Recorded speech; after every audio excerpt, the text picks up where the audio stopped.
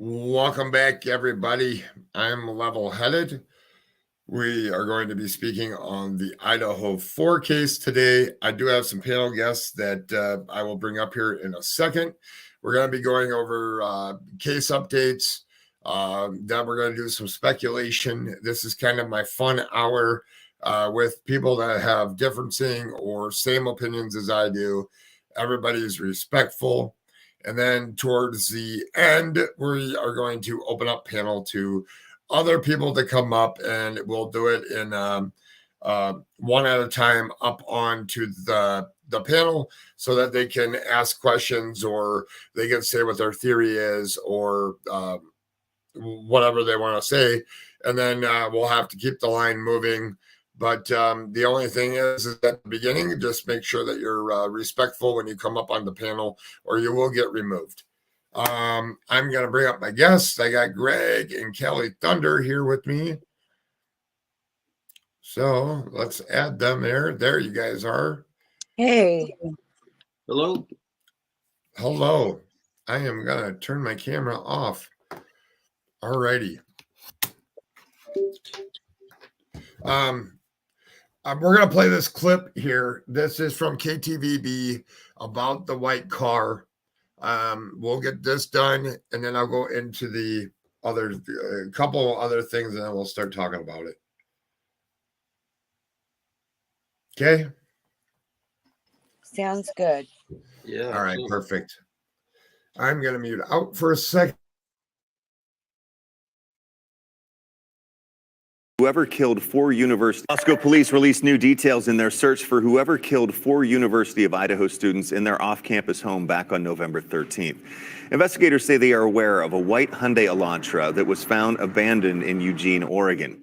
New tonight, Idaho State Police say this car that you're seeing right here was involved in a crash, then abandoned. Police say the car and the driver are not related in any way to the murder or the investigation.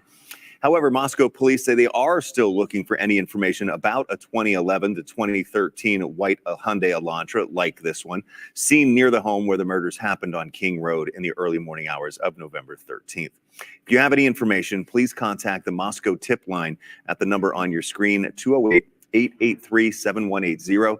So far, Moscow police say they have conducted more than 250 interviews and have received more than 10,000 tips relating to the investigation. Investigators say they still want you to send in any tips you may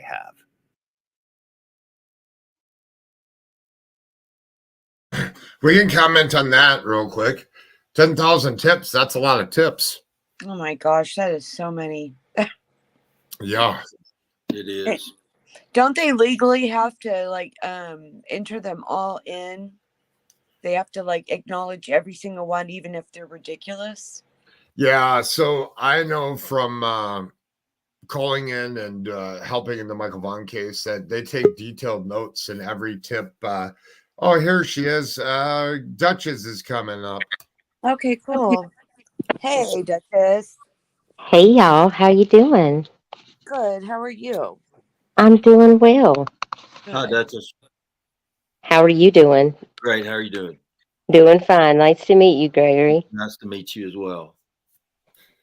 So they do have to go over every tip. So they leave detailed notes and they have to look into it, however ridiculous that the tip is.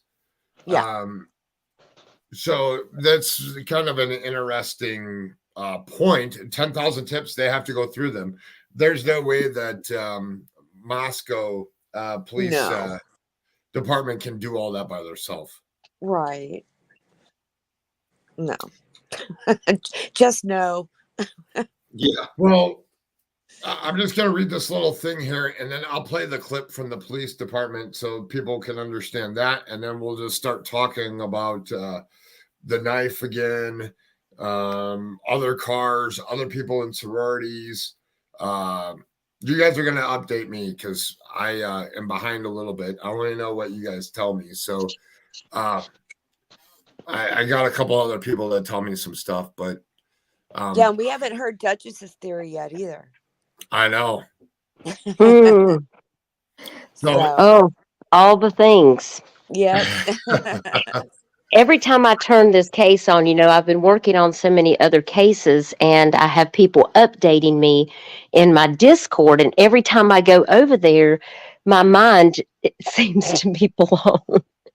Every Oh, time I read the updates on this case, but it feels personal to me. yeah, I can't help but think a stabbing in this manner feels personal. yeah.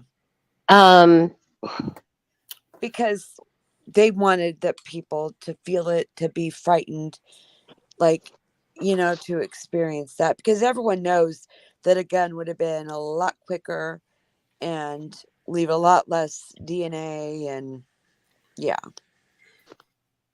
and how do the other people in the house not hear this happening? thank you. It it just some of these things just it doesn't make sense for me. Right, It's something that I would have to really walk through, I think, to have an understanding of how they draw these conclusions about, oh, well, it could be heard from outside, but it couldn't be heard from in the house, or this is why we think it's personal maybe to one person, but how did these other three people come into the equation? right. I've heard so many theories like, is it a serial killer? Is it this? Is it? I'm not so sure. I just feel like that there's something personal Yeah, to I do this. too. I Um, and I'm just watching and waiing. absolutely. Yeah, yeah. It seems like there's like, and I was talking to Levi about this. Hmm. We went live. Is that there's all these different theories that you can sort of make sense out of, but none of them actually connect all the dots.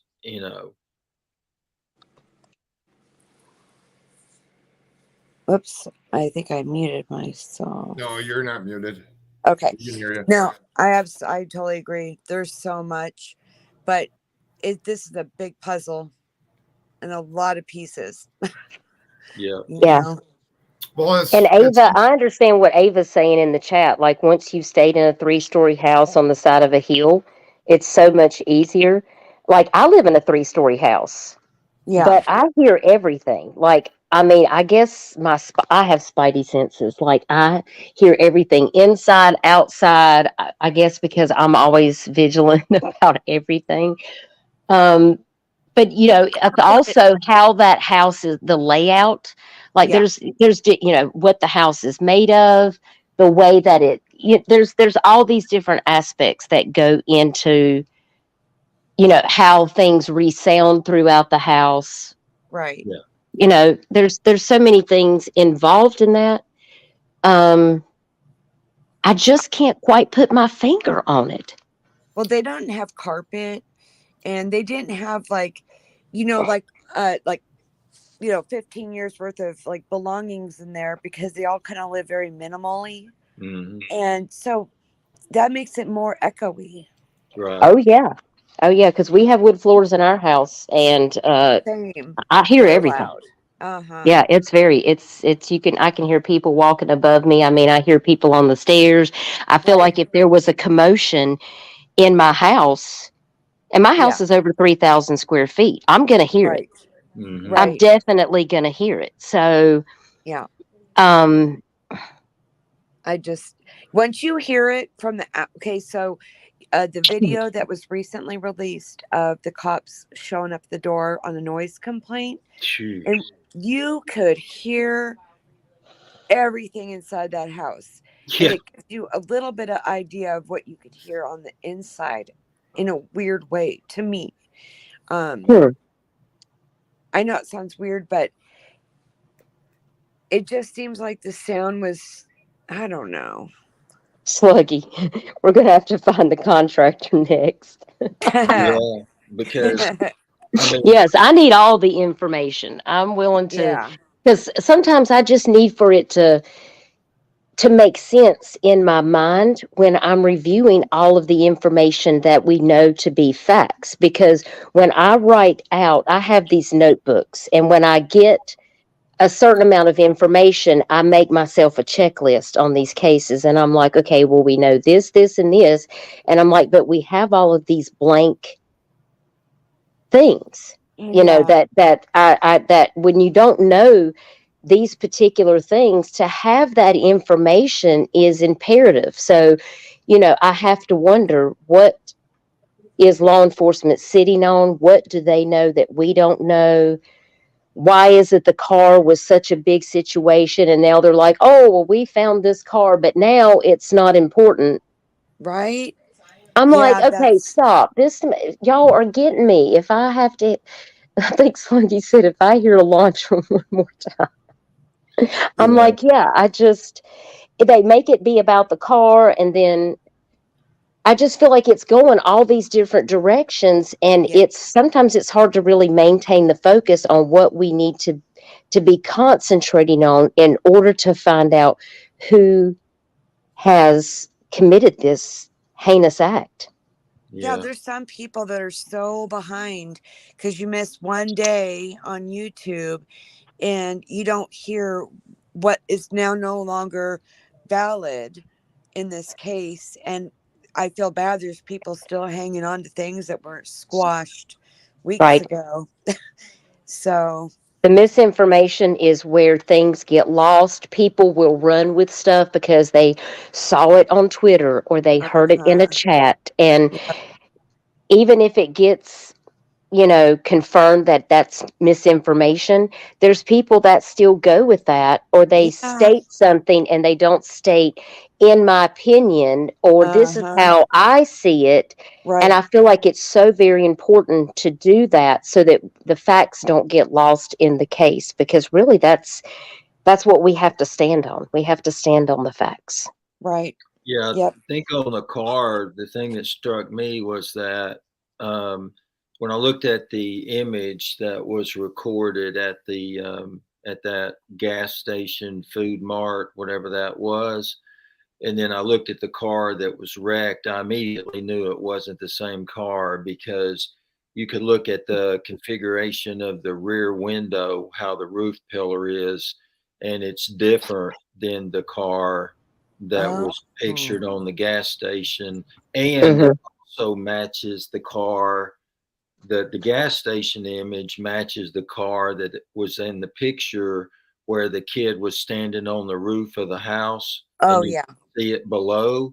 If you saw the full image of that, you would see that that rear window configuration was the same. But yeah, the one there in Oregon, that was a traffic accident. They investigated that.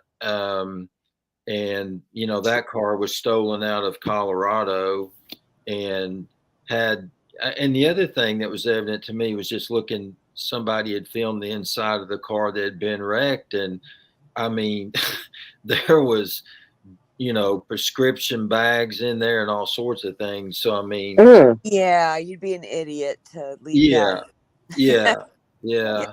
So I just, you know, I think that was one of those things that once somebody saw the car and filmed it and then put it on Facebook or Yep, that Twitter, it was it. took Yeah, and off. then people just they go nuts. They're just like, Right. "Oh my gosh, look at Yep. this!" And And I think they're still looking for the car. I think the car yeah, does have the connection for sure, but you know, it's certainly not that car. But they're on to something because you know they've gone to two other towns, you know, for some reason or another. I guess to maybe look at footage. I'm not sure. Oh, Um, I did hear that. yeah, they went to. Oh, I can't remember what two cities they were, but It was like a 24-mile yeah. thing that they did. Yeah, yeah, yeah. Mhm. In Washington, two. hmm Okay. Wow, I totally forgot. Okay. Yeah, Yeah, they're well, pursuing something. I think the power of the internet and channels, like they've been picking out like one thing, and then you'll see like I don't know, 20 different channels will take the one thing out of the information. So like yesterday's, here's a good example. Hold on here 1 second. So this came out yesterday, so everybody's focused on the car, right? So investigators are aware of the Hyundai Elantra located at Eugene, Oregon, and have spoken with the owner. The vehicle was involved in a collision and was impounded. The vehicle is registered of a Colorado female owner, is not to believe to be in any relation to any property in Moscow, Idaho, or the ongoing murder investigation. The public is asked to stop contacting the owner. So it's like the internet takes this one thing. Now, I've seen a little bit because I was searching a little bit of what people's responses were to this. And it's like now people are getting mad because police came out with this. They're getting mad because people are contacting, trying to figure out who that owner was of that car. Well, you know, sleuthing stages happen 100 miles an hour before police can put out a statement like this after they do their little investigation on something. So we see a lot of things that get pointed out. So the Adam thing, was it Adam that they said, I told Adam everything.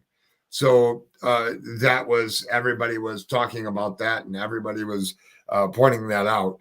And just like the two downstairs not hearing anything, everybody points that out too. What is it that's not being pointed out that is the key factor in cracking the case? I don't know. That's what everybody strives to look for.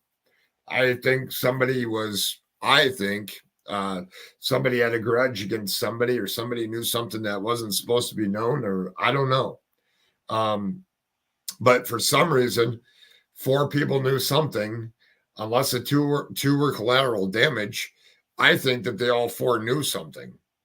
I don't know. That's my little theory is that all 4 knew something. I don't know if those 4, did they ever meet up that same day, or I don't know, or maybe 2 were collateral damage, but I really think that the 4 that were killed somehow knew something that the 2 downstairs didn't know. Yeah, that's a very good possibility. The other thing is that I've heard speculated on was that when Haley's father said, he didn't need to go upstairs, that would initially, I thought that meant was like, he didn't need to go up the stairs. But I think what he was suggesting was that the suspect could have actually entered through the balcony, and therefore he was already upstairs. That's one possibility. Right. Yep. So, Did you see the criminal? Did you see the criminal that they interviewed that was in jail? no, I did not see that. There was an interview that somebody did with some guy that's on death row or something, and about the crime, because trying to get into a criminal's mind is what they're trying to do, and the guy that they were interviewing or whatever was saying that that the person more than likely was already in the house. Mm-hmm. Oh, wait. Before they got home. Was Yeah. that a recording? I I did hear something like that because I heard an interview and they were like, your time is almost up. Like they were on a jail interview. Is that what you're talking about? Okay. Yeah, it was a guy that was on death row. Oh, wow. Oh my goodness. There we go. Yeah, absolutely. They could have, been in the house. I sort of think that if there was the scream that the neighbors heard, then I wonder if the suspect, if the target was Maddie or Kaylee, and obviously it would have been pretty much a simple thing to have, unalive both of them quickly, especially being in the same bed. But I wonder if Ethan didn't hear something, maybe when the suspect was coming down the steps. You know, I mean, that house probably wasn't built all that great because it was only built to, you know, be a cash cow for the owner from college students.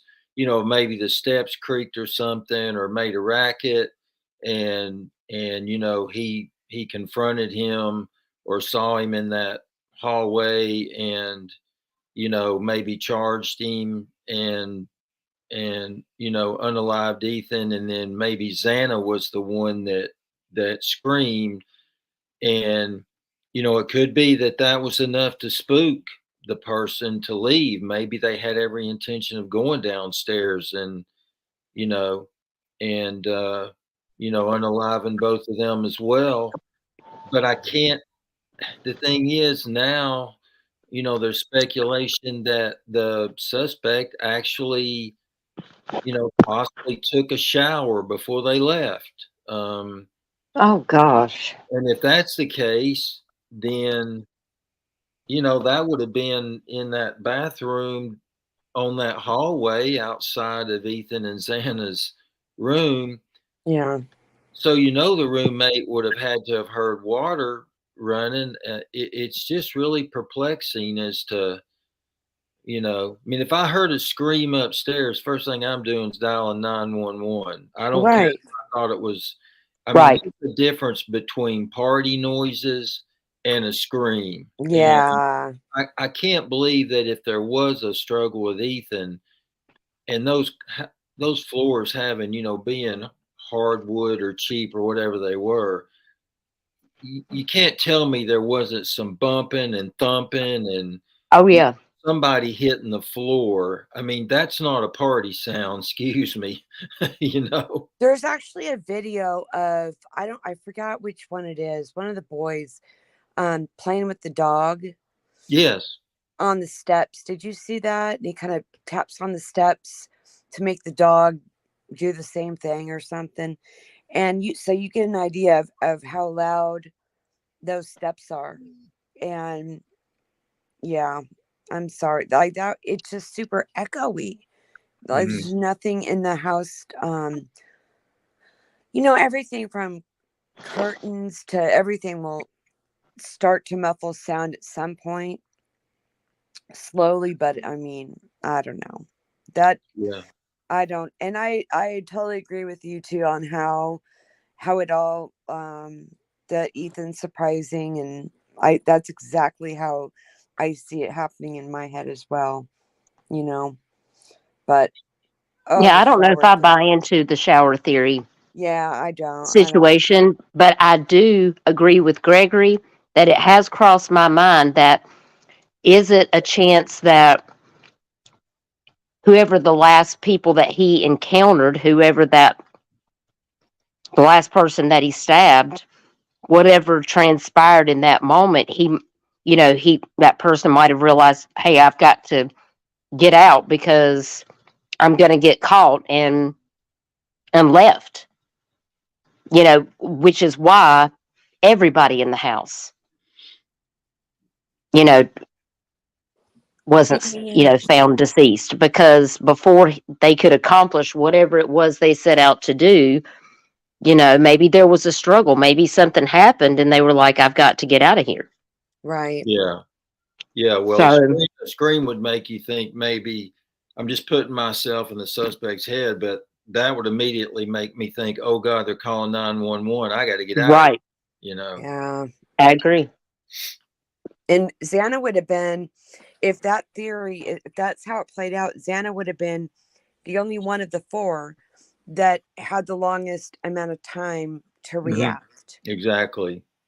Yeah. So, Yeah. and And and she was think, one with defensive. I believe she was one they said early on had defensive, yeah, I believe. that's why it makes even more sense that um she knew more like what was coming. Oh, I Yeah. hate even saying it, Right. but So maybe she did hear something and she woke up and that's how she got involved. Maybe that she's not involved with whatever's going on, right. but because she heard something and ran to see what was going on, or, you know, she had an encounter and that's what happened. Yeah. Well, It's just it's so sad. I was hoping that they're really gonna like use a real professional to clean up the conversation that they just released of the three of them walking to the food truck together. Because he says something like a full sentence or two that we need to know what he's saying, because it makes a big difference. Yeah, it You does. know, And that's another one of those things now that the internet's taken. And my gosh, I've heard 50 different oh, I translations of what know. that guy said, you know. Yeah. But I have to believe that the FBI has that and they have got their, you know, whatever team it is that can analyze that stuff that we can't even begin to dream of. Totally. Yep. And, you know, They're Yeah. definitely profiling this guy or girl, yeah, whoever it is, the suspect. yeah, And I'm sure they have information that we don't even know about, and that's great. it That's is. great, and I hope they're able to come up with something and get this case resolved sooner than later, because I feel like this has gone on for too long. Absolutely. And the community must be up in arms. I mean, I can't imagine knowing that this has happened where I live and that they don't have anybody in custody. I know. Every time a local that I've heard a local speak, and they all say the same thing, that the town is very depressed, scared. I mean, it's like just a big, heavy, cloud, and a fearful one too. You know. Hmm. I pray Yeah, it's not a serial situation, because if this Mm, person starts feeling pressured or some type of way, like, who knows what's going to happen next? And I right. think that's the iffy part of this. And people need to be very vigilant right now. And if they know something, or they see something that seems like it's unusual behavior, like, don't be afraid to go and report it or say something. Like Levi and I always say, like, if you see something, say something, because you could save somebody's life. Yeah, absolutely. yep. Now is not the time to be silent. No, no, but it seemed to me like when I saw the proposed route that this person might have taken to make their getaway, it seemed like there were just a lot of cameras that they would have passed in front of. So I really am hoping that they I'm hoping that what law enforcement has done is they released that image of that Elantra, from the gas station to more or less sort of appease the public that they're looking at something. But I just have a feeling that they're 10 steps ahead of where we think they are. At least I like to believe that, because there's, goodness gracious, what is it, like 42 something people involved in this now, or it may even be more. But I hadn't heard that. yeah, it was on. If you listen to, it was Duty Ron yesterday, and he had Brian Enton on there, Mm-hmm. and but Duty Ron was commenting about that. He's on there with that Ed Wallace guy. How many FBI were working on this? So I just believe that there's some seasoned FBI guy, maybe he's Oh, yeah. retirement, and he goes, you know what, I'm going to figure this out. That I am going to figure this out. So I don't think the suspect was nearly as smart as he or she thinks they were. Right. I think they've left a lot more evidence than they Hmm. thought Then they. we know. Yeah. Yeah, yeah, And absolutely. I see Ava says they've added more BAU agents, and that is great, because that the behavioral analysis unit is key in cases like this. I went to school for my concentration was in criminology, and we crushed the data for crime stats, Mhm. but a lot of those people go on to work in places like the FBI. and become agents and things like that. So, Yeah. I've had the pleasure of getting to meet some of those people, and these people have incredible minds. Mm-hmm. I mean, I they find just that the way that they profile and just they basically just set up the list of the criteria based on the actions, the weapon used. They look um at the marks that he left, on Mm-hmm. each victim. They compile this whole list of the things that they know to be facts, and they can go through a list of what they think this suspect is, what the age that they're looking for, if it's male, if it's female, Mm-hmm. what the criteria is for who they're looking for. And I pray that they, have some sense of where their focus is taking them. Yeah. Yeah, I do too. And I think in this case, especially because this is such a just a horrendous crime, for innocent college students, I think that they're being very careful to keep their or hold their cards close to their chest, because they really want to catch this person with the element of surprise and not give them any chance to unalive themselves, because this person Right. will spend the rest of their life in prison, and them unaliving themselves would not be justice for the families. That's an excellent point. And Kalani, there are cases that the FBI hasn't solved, but that's because lack of information. It's not, we have to put our faith in law enforcement and FBI because, this isn't a country of vigilante justice. So we have to have faith that they're going to get as much information as they can in order to find out who does it. Will it always happen? Sometimes it doesn't. Yeah. Sometimes it doesn't, but it's more likely that we're going to have better results if the FBI and the State Bureau of Investigation and the U.S. Marshals are working consistently together with surrounding agencies rather than Moscow police having to work this case by themselves. Because if that was the case, they wouldn't have resources or the manpower or the funding to be able to continue to look into this case. Because really, that's it. As much as I hate to say it, funding is a huge thing. Being able to have the resources and the people to work these cases. Sometimes that's why you get cold cases, because if they don't have any leads or anything to go on, the cases go cold because there's Yeah. not any more for them to do, and they will vote on that. In case you guys didn't know, like they will say, hey, we can't put out any more funding because this case isn't going anywhere. So they have to cut down the people, they have to cut down the resources, they have to cut down the money going into those cases. And sometimes those are things that affect that too. And there may be some people that you think are incompetent, but I know a lot of people that work in agencies just like that, and they are actually very competent people. And I'm proud to say that I went to school with some of those people. So, Hold on 1 second. Karen, do you want your camera on or off? It's on right now. If you want it off, I'll wait for you to turn it off. If you want it on, just put your thumbs up. We can't hear you. So I hope they do have DNA skipped to my Lou.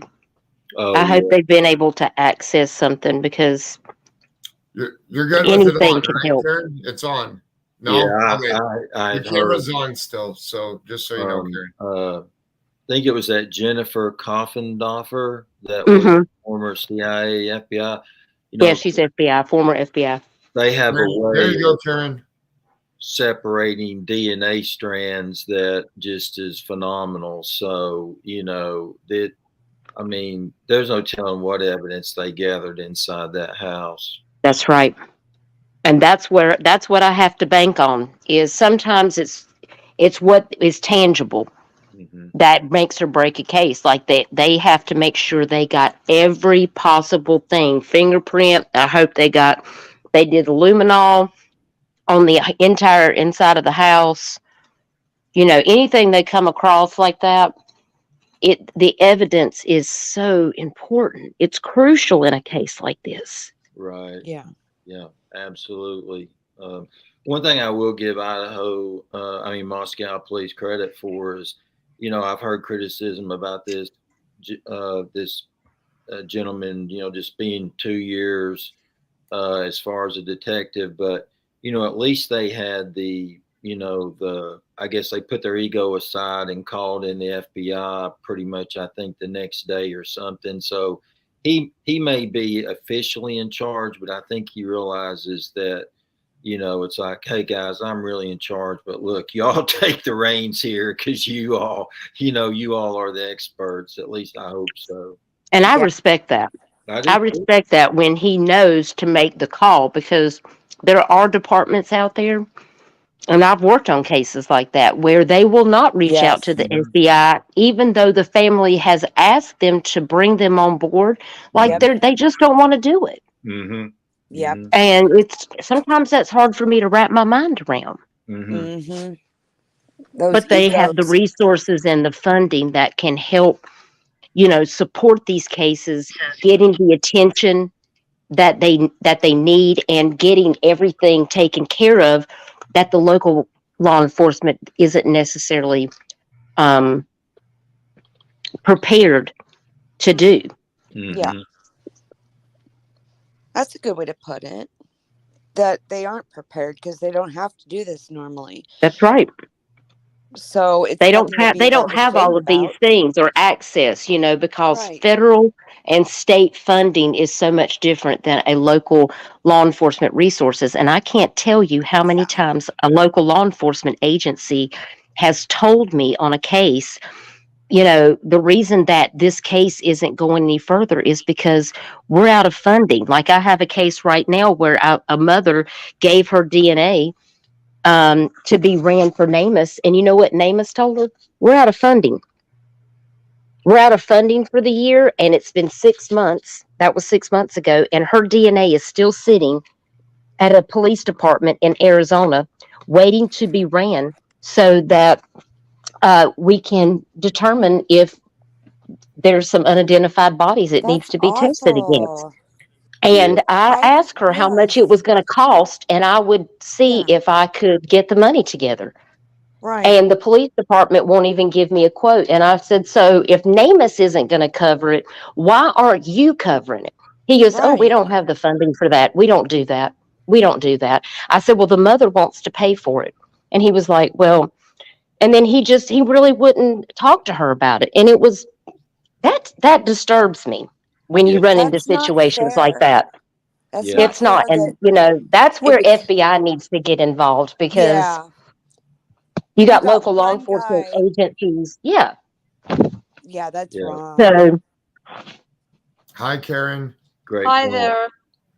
I hope you Hey. can hear me. I'm not echoing. We can hear you. You're Nope, not you're echoing. You're good. Okay. hey, I just Lonnie, wanted the reason on Jeffrey Epstein and Harvey Weinstein, I can't speak to that, because that's a whole nother situation. So, and I wouldn't say that was funding. That probably has a lot of loops and twists to it. So I'm not naive either. Just wanted to let you know that. Sorry. Dutchie, I stand behind so much of what you're saying. I really wanted to come up and commend you on Oh, thank you. what you're saying. I'm sitting here, I'm making all sorts of, well, I'm talking to myself basically, cringing, because people have it so wrong. I recognize I'm in Canada. However, we have our own little form of FBI and all that type of stuff. And Right. I do know a thing or two about it. and it in a lot of cases, yeah, FBI can't just waltz in and take over a case. But what FBI can do is a local law enforcement can say, hey, we need assistance in this. They contact, we'll say FBI, just RCMP, whatever you want to call it. And then they'll actually put one of their analysts on the case just do that. You know, whether it's a cell dump, or whether Mhm. it's, for example, we need to find this car. They have agencies and they have the abilities to get on their computer and find out who owns a car that is of this, you know, this kind of a car, this year of a car, a partial plate of a car, this, that, or the other thing, and they have ways to start from there. I think that well, I don't want to say too much because I think a lot of things, but when they came out with saying that they're looking for this car, I really felt that in part it was to throw the public a little bit of a bone. Like, I am not so naive, and I don't believe anybody on panel is either, to think that that was their very first opportunity to go looking for the car, was let's get social media or the public to see if they can find this car for us. I really think that at that point they already had somebody likely going through FBI who has the resource, who has the analyst, you know, that can sit down, pull up their different computer programs, go through it, and start searching for that car and eliminating who it wouldn't be. Just to take. Yeah, she's talking about Canada, different system, but the dynamic between, yeah, we're the same. Yep. I agree. Yeah, it's And like Duck and felonies is right. You know, that is how it's set up. There's a state and federal regulations, and they write out what the funding's for. But law enforcement, local agencies, they have to ask for the for the FBI sometimes to come on to these cases. The FBI can't just overstep state and local agencies. That's part of the regulations. Like, they have to be invited. I don't know if you guys know that, but That's very true. And that's in Canada as well. The RCMP, who is, if you want to call that your FBI, the RCMP, that's our federal law enforcement. They have all these different little divisions, and not one of them can just come in and throw their weight around. They need to be invited in. Yeah, they have kind of a liaison that will work between, say, you know, the city police and whatever. You know, there are people that will work together, but normally what happens is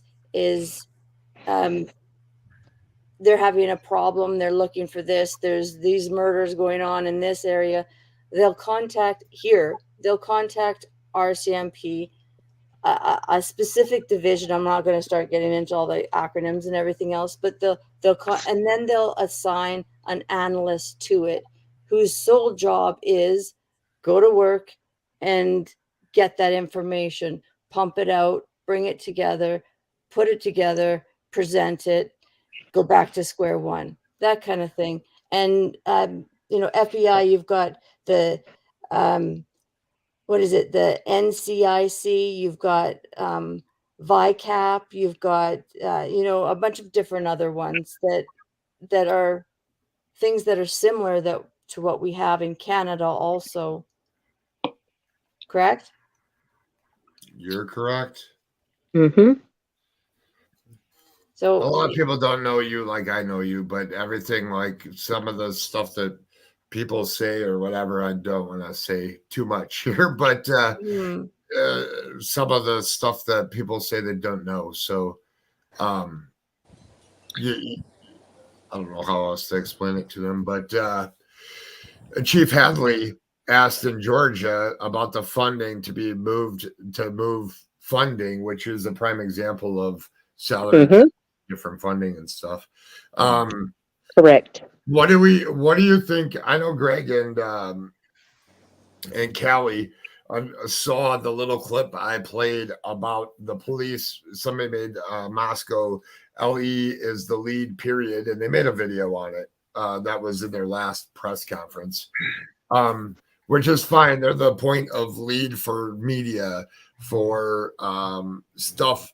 They're like the chief person. Everything gets funneled, not necessarily everything, but a lot of stuff gets funneled through that actual chief. And the important things that need to go out to the public get funneled to him. You know, you have a lot of agencies working this case. And do you think that I guess I'm asking Greg first, and then we'll go around the room, I guess.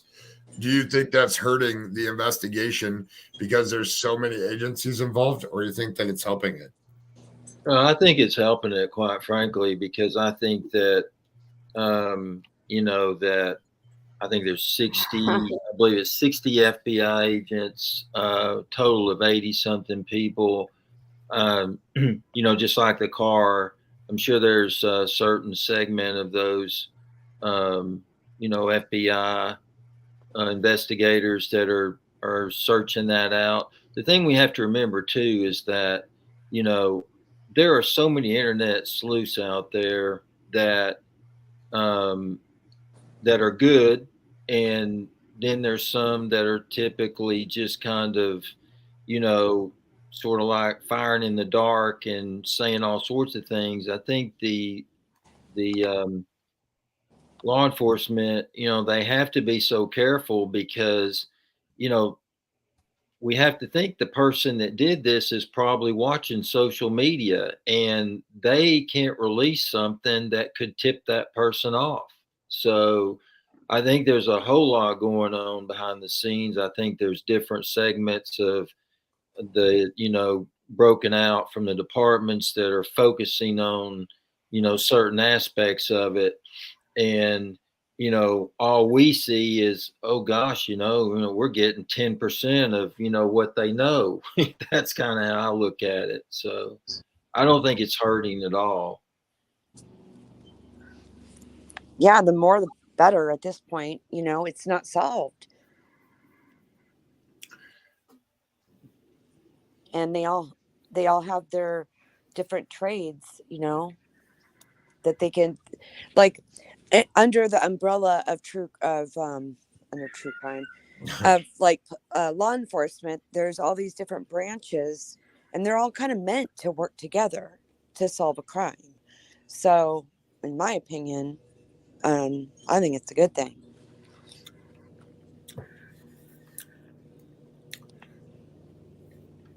How about someone else? Who else's opinion? Go ahead. I believe it's a good thing. I believe it's a positive thing for have multiple agencies on the case, and they can get U.S. Marshals involved. All they have to do is get a phone call from the police department or the FBI, you know, to bring those in. I did see somebody ask that in chat. I think that was Melmac. What get the exactly US do the Marshals. marshals do? That's one thing I've never understood, what the marshals' role is. Do you know the difference? I don't. I would have to pull that up. I'm not able to do it. I'm on StreamYard on my phone right now, but I have a list of what each of everybody does. But Right. and yes, the FBI can take over a case if federal law has been broken, but they do have to coordinate with that agency because that is the law. They can't just jump in and tell the agency that they aren't going to work with them, or like that's why we have the branches that we do, and that's why the states are set up different from the federal, because the states govern themselves and the federal only gets involved if they have to. So yeah. Yep.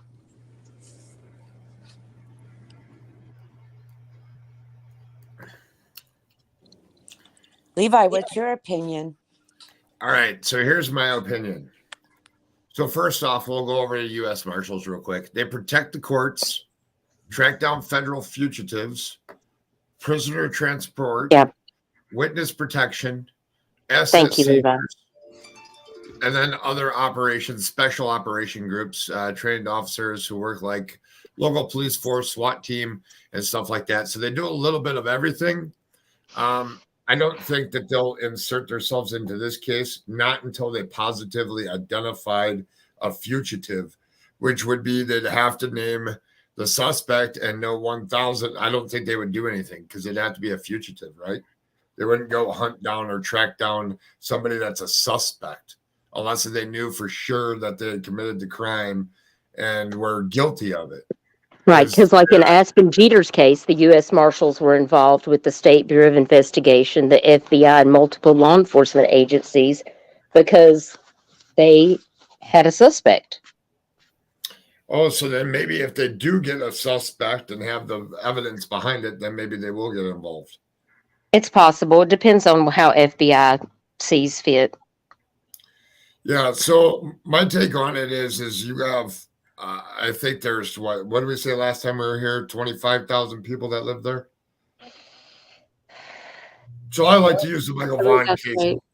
I like to use the Michael Vaughn case as an example. So working that case really, really close. And, you know, you have your regular town cops and your city cops, or whatever you want to call them, your county cops, and then you have your state police and stuff. But when you're dealing with state police, it's different districts that come in. It's not like they go in. So I live here in Chicago, and it's not like they're going to bring in the chief of Chicago police to come all the way to small town university, let's say University of Illinois, that's in a smaller town.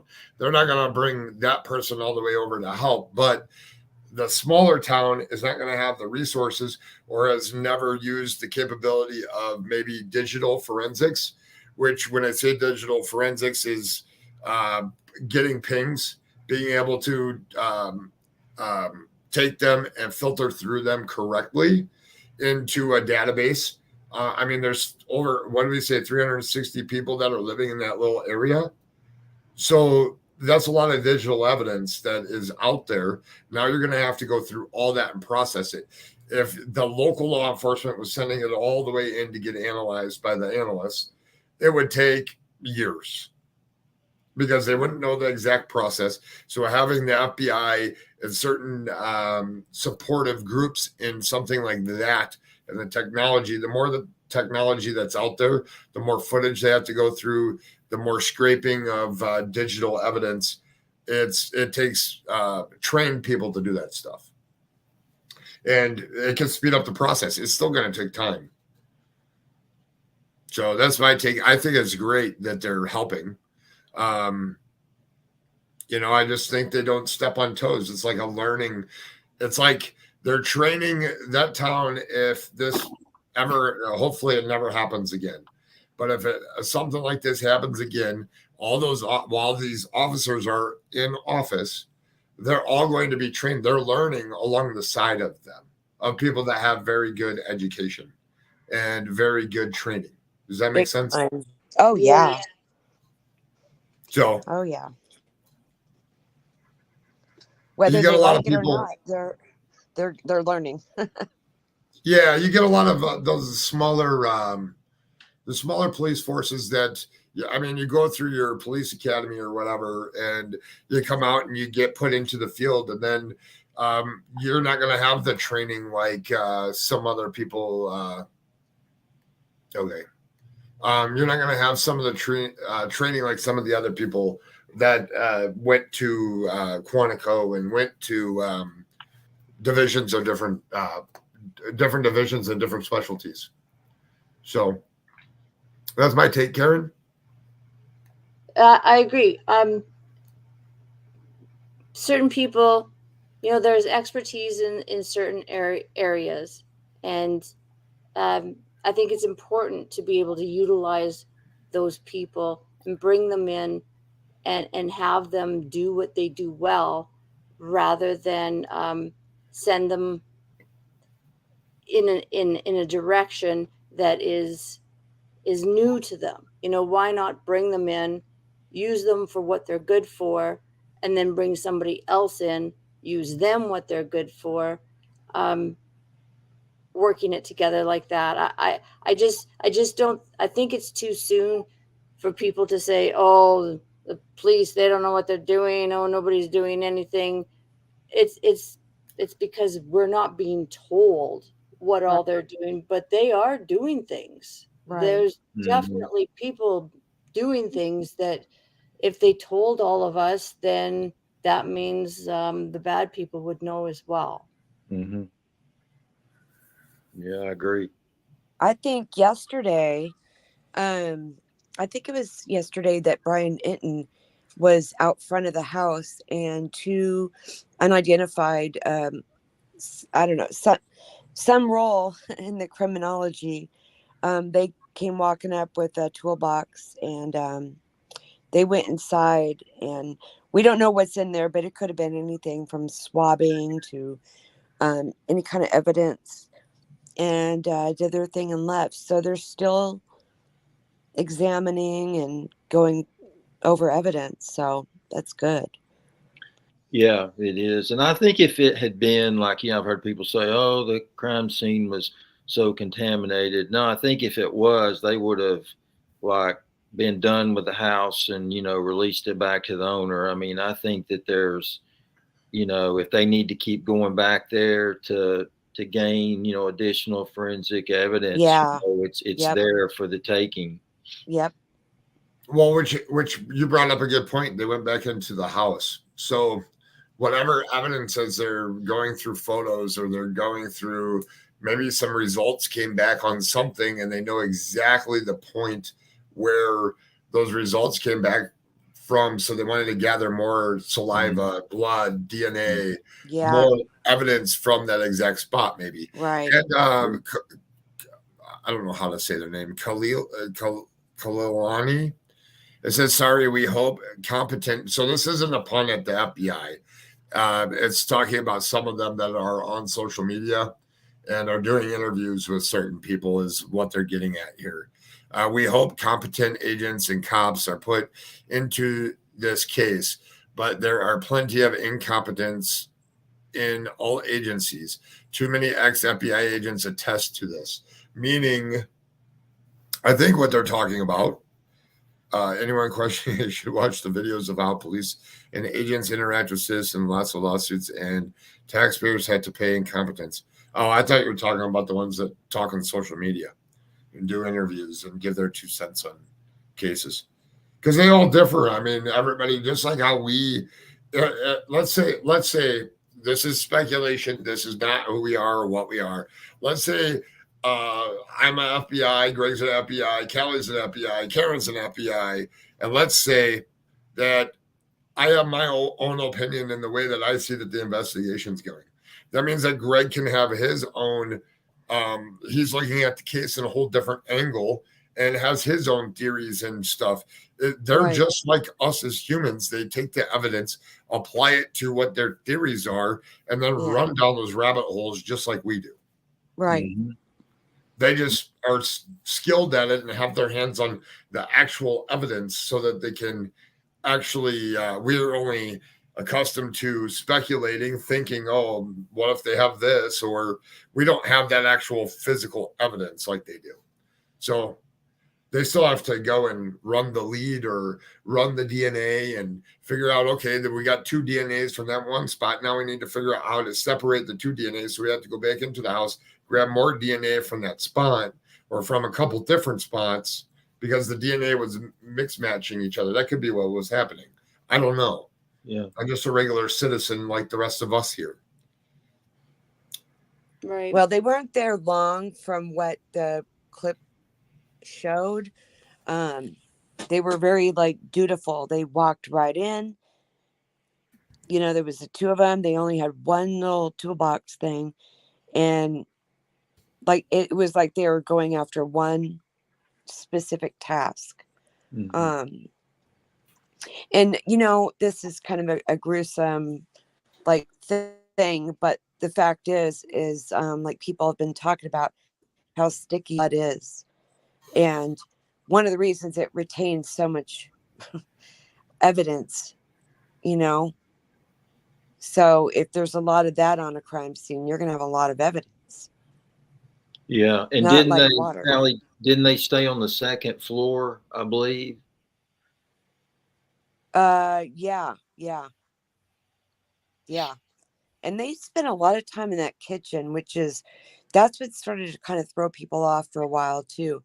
And it looked like at points they were concentrating on cabinets. That could have been, they could have been just trying to rule stuff out. But yeah, that second floor that's essentially the entry and exit. So, I mean, so much as a jacket fiber that scraped the edge of the entry, you know. Right. Yeah, for sure.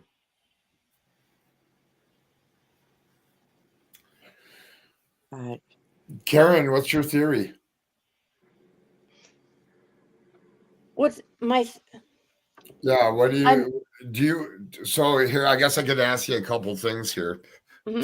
Since we all kind of me, Greg, and Callie, we spoke a little bit before this and kind of know each other's theories, but look, I want to hear your theories. So do you think that this was a planned attack? Do you think just like Yes. a planned attack? You think that it was out of hate for somebody? You think that it's another pure person, a friend maybe of them, or supposed friend, or an absolute stranger that just was mad by what one of them did on their night out, and two of them are collateral damage? I think that it was premeditated. As to the reason why, I'm not sure. I do believe that they were waiting for their moment to strike. How they got into the house, how long they were in the house, there is a possibility that they were laying in wait in the house. It has crossed my mind several times as far as the second floor victims. The couple being in their bedroom, him having to come out, use the washroom, and the timing, him finding this person, the murderer. So I don't know that they were necessarily the targets. I do believe the girls on the third floor were targeted. Why, I have no idea. If it was the entire house to be targeted, then I feel that there would have been something that would have happened on the first floor, on the ground level. yeah. At the very beginning, I wondered about the tree and how the tree, if it would be possible, if those tree branches would be strong enough to support somebody's weight so that they could actually climb over and get onto the upper balcony and go through those sliding doors or an upper window. That was one of the first thing that crossed my mind. I haven't convinced myself that that is necessarily a possibility, but I a theory could be that yes, it's a man, it's a guy. He went after the two women on the third floor. He came down. He got caught by the male on the second floor, and therefore ended up having to also kill the female on the second floor, and then made his exit. I don't think that someone with just one knife would come in and purposely try and take out 6 people and go unnoticed. I think well, obviously this person is not mentally stable to begin with to do something like this, but I still don't see how anyone, they might as well turn themselves in if they actually thought that that was what, Right. I agree. it Yeah. it came out too for lack of better word, it came out too clean. So I think that this was well planned. Right. Yeah. Yeah, I do too. Because he had them contained. Like, you can be extremely mentally ill, but also be high functioning. Right. So, Agreed. or just a straight lack of conscience would, I suppose, help you carry out something like this. But it seems like that's a pretty general, that seems like the most popular theory about the girls were being targeted, one or both, and Ethan encountered, and it just yeah. And one thing about, the girls, speaking of Maddie and Kaylee, is that, somebody, if Kaylee was the target and Maddie was collateral damage, then somebody had to be connected enough with them to know that Kaylee was even in town, because she wasn't Yep. even supposed to be there. And You're she right. was a surprise visit on that Friday and was leaving on that Monday. So that is, that's kind of a twist as well. Such a good point. And she also had an unknown vehicle, right? They wouldn't have been able to say, "Oh, well, there's her that's car. right. She's there," right? Yeah. But how many pictures were taken in social media wise? I mean, kids are just glued to their phone these days. Yeah. But like, I don't know, who knows? And who knows where. We only hear about the events later on in the evening, from probably 10 o'clock, would you say? On to Right. 1 o'clock when they got home, or 2 o'clock, whatever time that they got home after they went out for the night. Yeah. What did they all do earlier in that day? Did they, because she was in town, did they all go to sorority row, or to the frat houses? We don't know where did they all go as a group to different places because she was around and she wanted to say hi to people throughout the day? We don't know those things. You know what? That's true. That hasn't really been discussed, or I guess because nobody knows what they were up to during the day. Right. Oh, was there a game that day? Games are usually Friday nights. That was a Saturday night. I mean, it could have been. I mean, it's college football Saturday morning, maybe. Ava says the game, so that's why I said the game. Huh. So if they all went to the game, everybody would know that she was there. Yeah. Well, they all play different sports too. You got tennis, you got basketball. They're, I know what you're thinking, like Friday Night Lights, the college football, but oh, they did. They played USC Aggies Davis, which would be the football game on that night. On Saturday during the day. Oh, during the day. So then, obviously, if they went to the game, or there was always, I mean, if people are on social media, I'm sure they're all looking to if they're posting pictures or whatever. Mm-hmm. So that's interesting, though, because then that would clarify why somebody would know that she was there. Yeah. But not evidently knowing that that she'd be in that same room. So who knows? The other thing that I find interesting is the body cam footage, or the car cam footage that came out, where the two minors answered the door, and nobody was at the house. They had all left or whatever because of the party. They all disseminated and or disassembled, or however you want to say it. But the interesting fact was, the way that it appeared to me in that video is that it was normal for people that either knew them or like were acquaintances with them to just be in the house, like it's just normal practice. Yeah. So with that being said, how normal is it for them coming home and there's people that may not even be close friends that are sitting on their couch playing video games? Right. I mean, and I mean, it's as easy as that. They were all there. They knew that the door was unlocked, so you could go in the house at whatever time. It just was a thought I had. I'm not saying that's what happened, but yeah, that Like was a it could- weird house situation. Mm-hmm. Yeah, because they were all the bedrooms to me. I've said it before, but it seemed like the bedrooms were basically like mini apartments, Mm-hmm. like studios, and then the whole common area. Mm-hmm. And they weren't super private or protective of their private area. That sounds weird. Of the private, you know what I'm trying to say.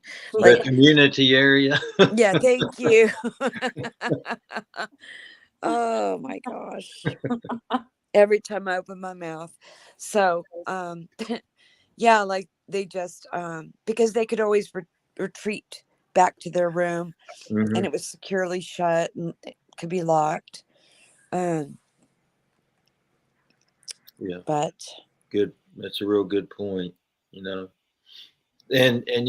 there was also some talk that the night that that Saturday night earlier, they were at that, I think it's called the Corner Club, and there were apparently several, men hitting on, both ladies. And, you wonder too, is like, okay, was this some kind of psychopath that followed them on social media?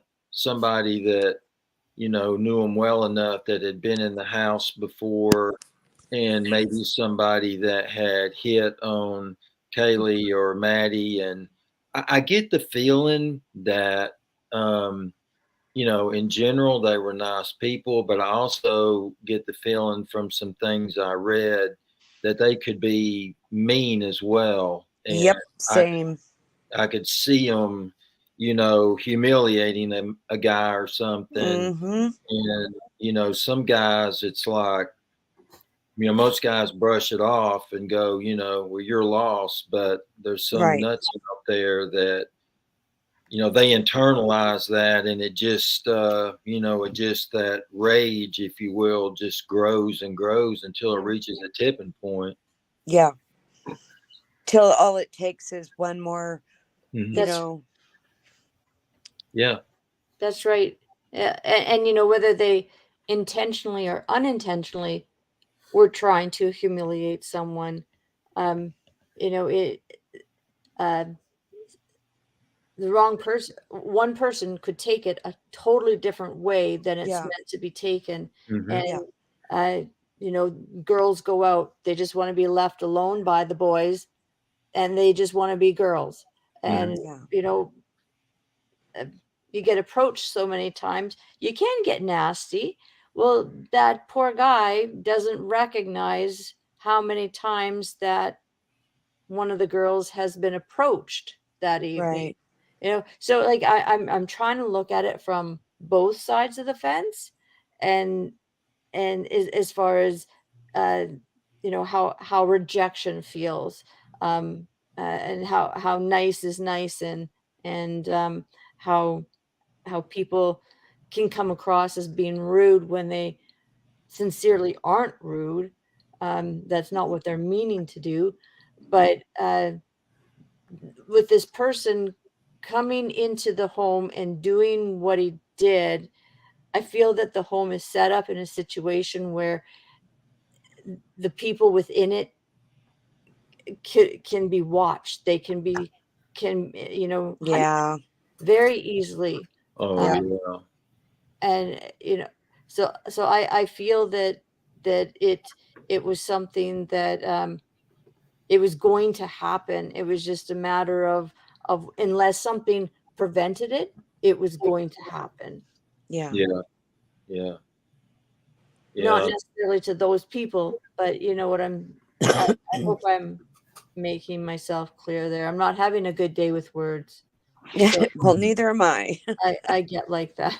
You know Well, what? yeah. There's like a town, a beach town out here that it's called Newport Beach, and there is a strand. Well, not well, it's kind of like a strand, but everybody rides bikes and walks along it and whatnot. And a majority of the beach homes are wide open like that. No curtains, no blinds, nothing. And it's awkward because you're walking along and they're sitting there eating dinner and they're playing board games. And I felt the same way. Like eventually somebody's going to get like a little too interested in someone in one of those homes, Right. like an Yeah. unintentional invite. Yeah. Yeah. And from that back area there, the way that the house was sitting on that property, if you were up behind it on that road where those apartments were, Yeah. I mean, you had a straight view into what would have been, what was Kaylee's room, and and I'm not victim blaming. I'm just saying if she was walking around scantily clad, Yeah. I mean, and you've got some sick mind anyway. Right. He could have just sat up there and for no telling how long, and especially if he had been humiliated by her or something, just fueled his rage because he knew he couldn't have her. Right. Yeah. Well, don't you think the bar was an interesting choice for them? How so? I don't know. It just kind of looked like every time I've seen glimpses inside of it, it just seemed like it was a lot of older men, kind of just in flannels, just trying to have a beer. Really? Like I haven't seen inside the bar. Oh, you haven't? Oh, yeah. I've seen photos and I've seen videos, and it's just not the kind of bar that you would imagine a couple young girls going to. Maybe that's why they went there, because they just wanted to be left alone and hang out and giggle and whatever. But I wouldn't want my daughter going to a bar where, I don't know. Yeah. I just thought they'd be more at a more young poppin' type club. Right. See, I kind of assumed that it was more of a club. No. A pool hall, sit up at the bar, have, yeah. I didn't think it'd be my age people there. I thought it would be, the fun it was people. Like a Cheers. It looked like a Cheers. Like, Greg and Levi, what do you guys think? Have you seen inside of it? Yeah, I have. I've seen pictures both ways. I've seen pictures where it looked like it must have been seniors' night or something in there. Yeah. But then I've seen pictures of, a bunch of young people in there as well. Oh, okay. But on a Saturday night, I'm guessing that from what I had read, that's kind of a hangout for the college kids. So, okay. I mean, I don't know that for sure, but I guess it just depends on what picture you see. Yeah. Yeah. I definitely saw the one with the older people in there. Look like they were playing cards or something. Right, kind of hunched over, just. Mm-hmm. I'm going to have to make a point of finding pictures of what it looks like in the club. Yeah, it's small. Out there. It's really small. It is. I can't imagine it holding many people, really. No. Kind of freaks me out. There's no windows in the place. I know it. I know. Ugh. Yeah, I want somewhere with a window, so if both the front and rear exit are blocked, I'm going out the window with a complimentary chair in front of me, I didn't even know that was legal, like from like a fire. I didn't either. Yeah. But back to something you were saying, Gregory, I think you were saying about, not to be victim blaming, but, somebody moving around in their home, in their room, and dressed a certain way or undressed a certain way. How, I can remember back when I was young, and me and my girlfriends, we'd be getting ready to go out. Well, clothes that we were going to be wearing out, that was the last thing that we put on. Our hair had to take so many hours, our makeup had to take, so from the time we got out of the shower, it was minimal clothing we would be wearing until we actually got our outfit on that we would be going out in. So, I'm assuming girls are still the same way, that they don't want to get makeup all over their, spilled drinks on their clothes before they even leave their home. Right. So I could see where especially roommates getting ready together, that they're changing their clothes. Well, what should I wear? Do I wear this? And that could take hours for somebody to just sit back and watch that show. You know what I Yep. mean? Yeah. Yep. Yeah. Yep. That's a good point. And, that house was, I remember one of the content creators had actually had said that from a mile away, you could see that house illuminated. So,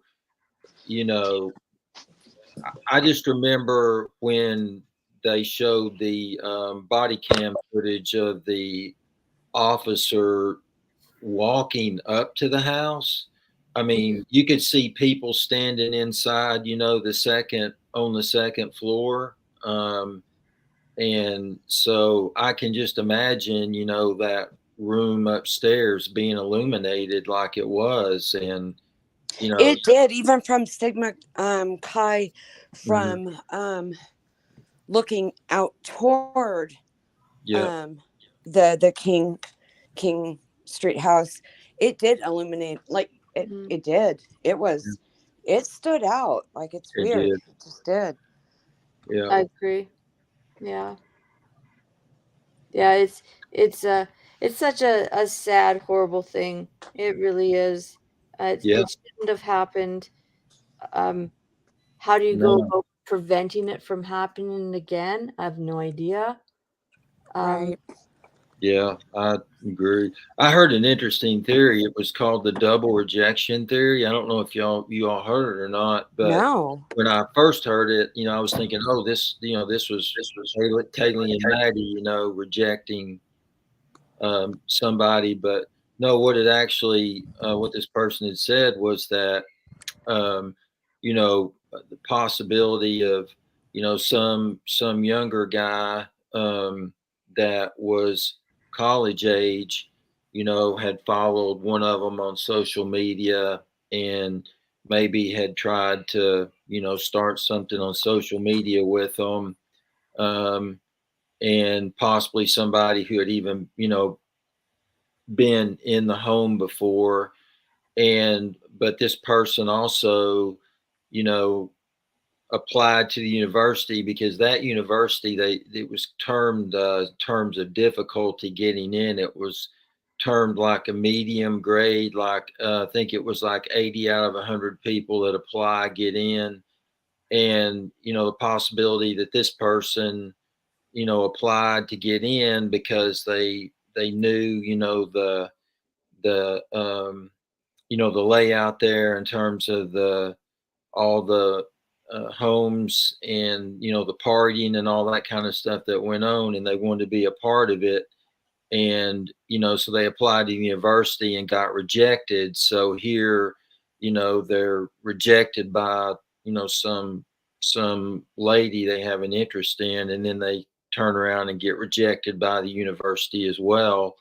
And it just causes a rage inside of them. And I just thought that was an interesting theory. I had not thought about that, but so they would be thinking that this person would be probably 18 or something, and just an incredibly strong male On the younger side, yeah. yeah, that was full of of rage from being rejected in two different ways. I just thought that was an interesting theory. It is the rage. It comes from Mhm. somewhere, Yeah. and usually, whatever rage they have, you're going to pay for all the years of rage they have in them, all the things, not just what they're focused in, angry about at you for. Like, and you know what I was thinking, that I don't care if you are, 4'10", if you are standing over someone with a knife and somebody is disoriented from sleep, you got power over them. Right. Oh, yeah. And, they could have been stomach sleepers. Yep. Oh yeah. Yep. So they didn't have the advantage no matter what. That No. person had it. Right. Yeah. Especially if they knew, how to use the knife, because they would know that, the quickest way to silence somebody besides going into the throat would be, the lungs. Right. And they're Yep. not going to be able to, make any screaming sound. Yeah. Like the people that have survived, 20 knife wounds. I don't know if those were really deep or not, or if they were just not hesitation marks, but in that category, like not quite as deep. And then of course, just I guess some luck. But didn't the coroner say that every one of them had a Mortal. Yes, thank you. Yeah. Yeah.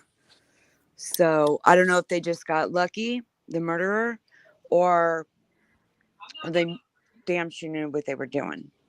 Well, Hard yeah. to know.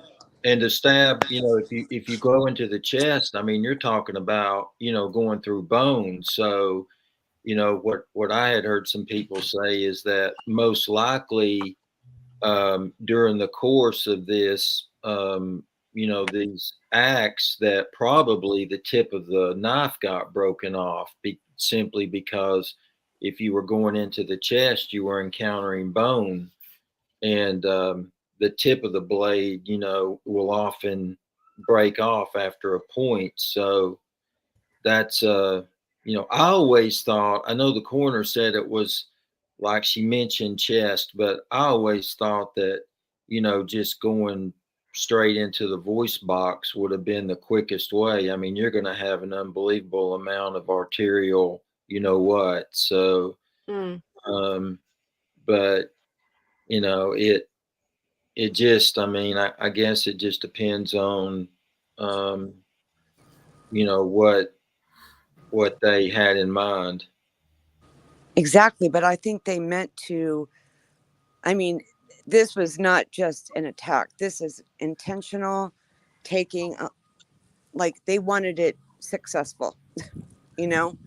Yeah, yeah. And that's why I think they probably, just my opinion, but I think they probably, didn't wear a mask because they wanted the person or persons to know, you know, Yeah. and that would play into the fact that if they, encountered Ethan under whatever circumstances in the hallway, chances are he recognized him. So, he would have to eliminate Ethan and Xana both, because if he knew Ethan, he probably knew Xana because they were Mm-hmm. there. Yep. Yep. I agree. So Yeah. twisted. Yeah, that it is. I have so many thoughts on this case, so many things to say. I'm not going to say them all, but it's I really enjoy listening to everybody else's thoughts and opinions and theories and Me too. stuff. It's I appreciate you all, and I like saying y'all. Yeah. Did I say it right? Y'all. Yeah. I sneak them in too. Here in the South, that's just a normal word. Well, my Southern family teases me for saying you guys. So Oh, I definitely say you guys. I say that a yeah. lot. I don't believe I say a lot. but You definitely do or don't? I don't think I do. Oh, okay. That's funny. You You ever don't say talk what? to me? A? A. A. If I was French, maybe I would say it a little more, but No, you don't say it. Maybe different provinces say it more than others. You're too Americanized, Karen. y'all.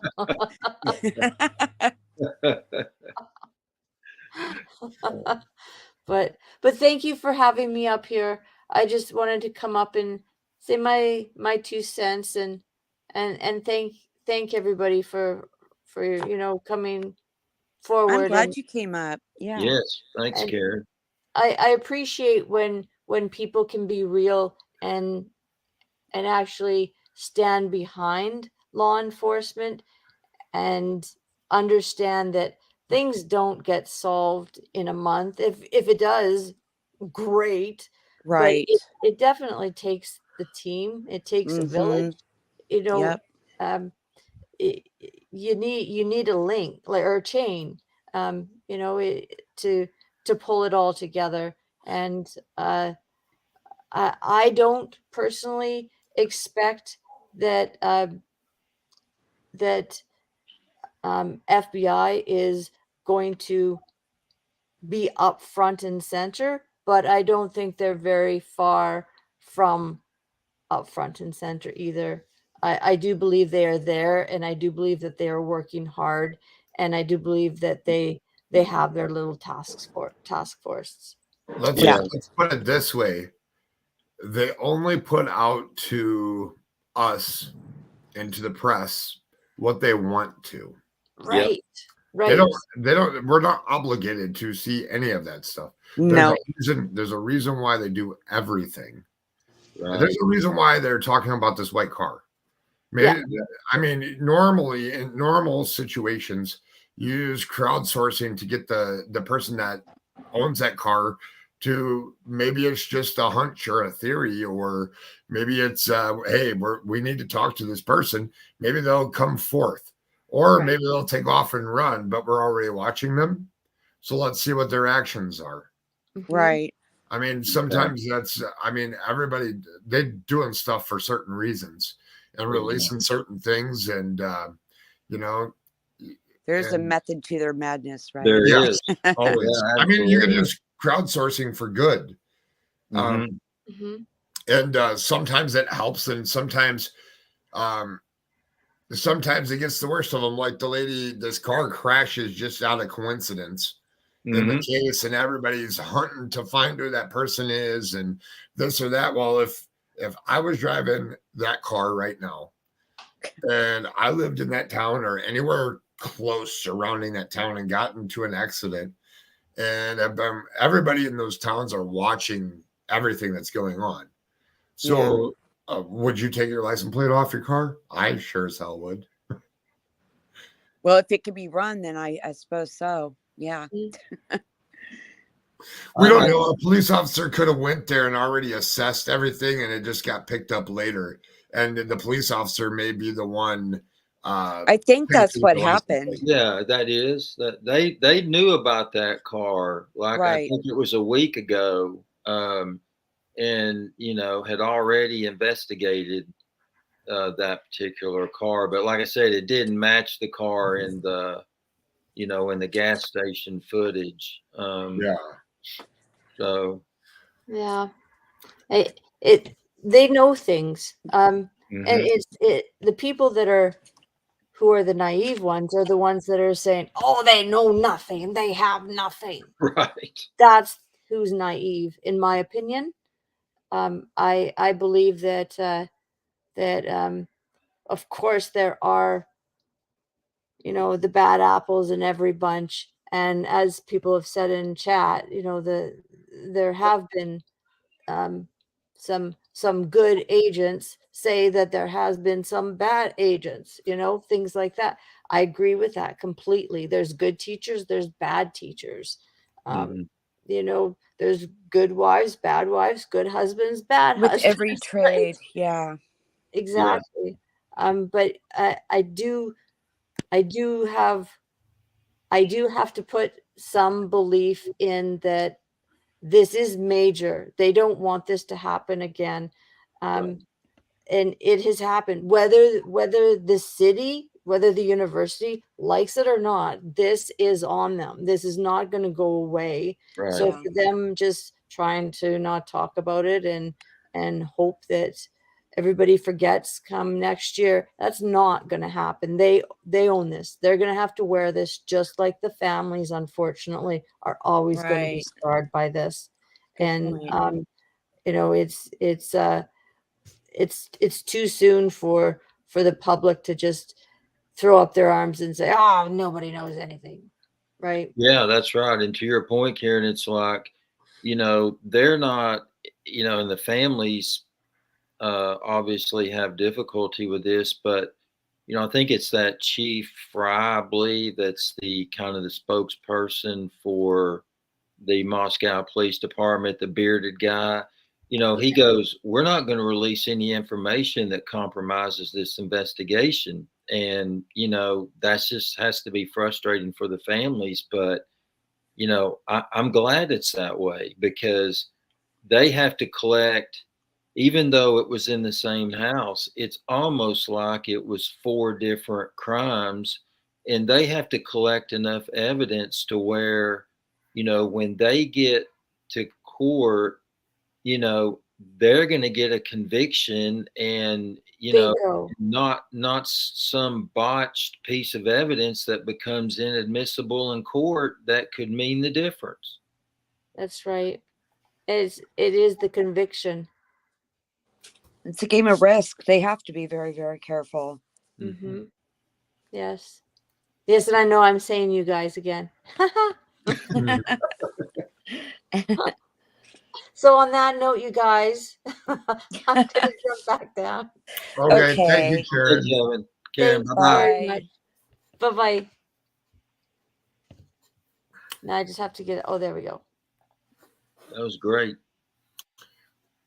Yeah, I mean, I've known Karen for a decent amount of time here on On the streets.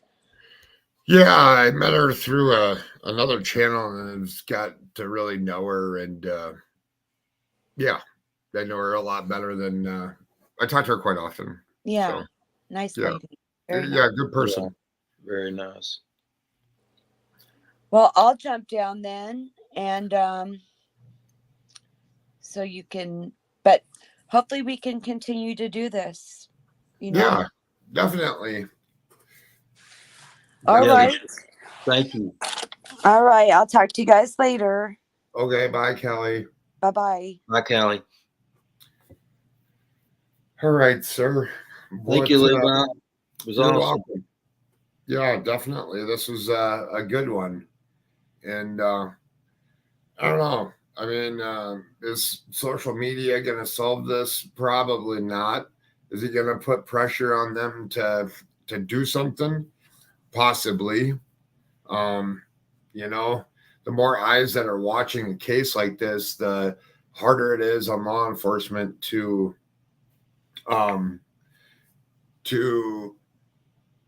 not come out and release stuff daily. Right. And that's I pride them on what they're doing as far as keeping the public informed, and what's almost every single day they're releasing something. Right. And that means that the police are very active with one another and are keeping the circle close. So as new stuff, instead of having it leak from other people, like other officers or I don't know how you want to say it, taking the evidence and everything else and then saying, okay, what do we want to put out? Where are we at with the investigation? And then coming to the public and giving enough to this has been checked out and ruled out. This has not been checked out and is not ruled out yet. They don't tell us about the ones that aren't ruled out yet. They just tell us the ones that are, and to kind of help our gearing and thinking as a big, huge platform that we all live in. Yeah, that's a great point. And they're not ever, you know, in the social media world, they're never going to release enough information, you know. there's always going to be people complaining about, why they're not getting more information. But, it's exactly like you said, they're going to release what they choose to, and they're going to be very, calculated when they do that. I'm missing some things here. What's it say? And all the sleuthing into people, the police about already is like pay someone to wash your car and then doing it again yourself when you're done. Redundant. Yeah. Hello. One of the central tenets of criminal investigation: the longer an investigation takes, the less likely it will be solved. It's in the inverse time rule, or they just haven't pieced the evidence together yet. I mean, if you got, let's say that you have 360 people's pings in that area on the night of this crime, I mean, that takes time to go through every single one of them. Yeah, absolutely. I mean, maybe maybe the person that did it didn't even have a ping or have a phone or anything on them. We don't know. Well, I think it's safe to say most criminals don't take their phones, to the site. So my guess is that, they didn't have it with them. So therefore, there couldn't be anything traced to the home. But, there's people. I believe that this case is going to be solved myself through some form of digital footprint. It's going to be a piece of evidence like that, along with some form of DNA that's going to solve it. Yeah, definitely. All right. I think that's going to end it for here. I see some new news came out in another case. All right, Levi. Well, I'll step down, and thank you so much for having me. Yes, and we'll do this again. Just stay in contact with the people, and I will. you're in good hands over here. So I know that. All right. Well, thank you, Levi. You take care. All right. You too. Bye. All right. We're gonna wrap it up there. I wanted to play one thing before we leave here. I'm still here listening, but working. Yeah. I want to play one thing here, and it's what the police had said yesterday. A lot of you here that have been following this case close probably have seen this already, but I just want to play it for my audience here, because if you don't watch everything going on in this case, is some of you come here to see what we're talking about and stuff, and it's important for me to play this. This was attached to the I just want to check one thing before I do it. This was attached to the news statement that came out yesterday. Let me see if there's one here today. Nothing's come out today. That was yesterday at 4:30. If they release anything, it'll be later on. I just will play this then. I'm going to zoom out, or I'm going to mute out for a second.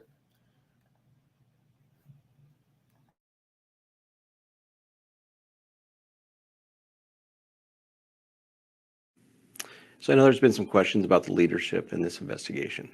What I want people to know is this is a Moscow Police Department investigation. We're utilizing the resources of the FBI and the state police, but we pick the investigators.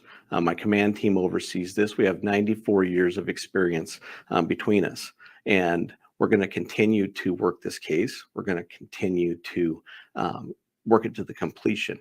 We have a lot of resources that we're utilizing, but we still ask for your help. We ask for any tips that you might have, anything that you might be able to give us. We're going to take a look at those, but be assured that this investigation is the Moscow Police Department's, and I am the chief, and we're going to follow through with this. And just know that from the very beginning of this, we've been a unified group, and we make decisions together. But those ultimately, I stand behind at the end. I'd like to update you on our tips so far.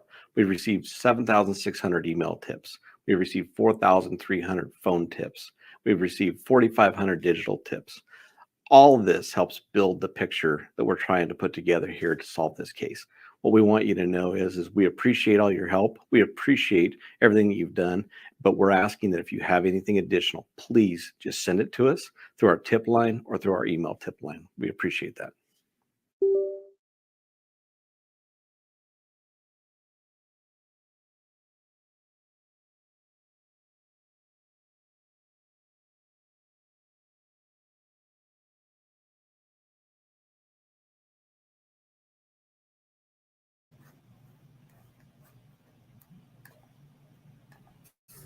All right, and we have a lot going on here. Thank you, everybody, for coming in here. If you could hit the like button, that'll help more people see this video. It'll help me help some more missing people, families that are out there. I've shared this in a lot of different places today. Hopefully, it gets some more impact. But if it doesn't, it's okay, because this was like a little thing that I like to do in this case, and definitely want to continue to have panels like this and speak about certain cases out there. I don't want to do this into some other cases that I help a lot of families of missing people. So I am always constantly busy. This is kind of my little relaxation where I can come and have intelligent conversations about a case that's going on, and with my groups where we're on screen and doing things. So I do see there is some big things that are happening right now. So Madalena Kojokari is missing.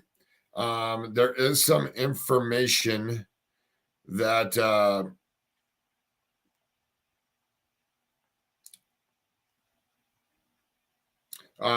that the arrest, I don't know if you want to call it a arrest record or whatever, has come out for the mother and for the statements of why they're arrested, and the timing and everything has come out. I may cover that, and then there's another case that I may cover. But until next time, as I always say, and I see it everywhere now since I've started saying it, since I started my channel here, if you see something, say something. Thank you, everybody. Until the next one.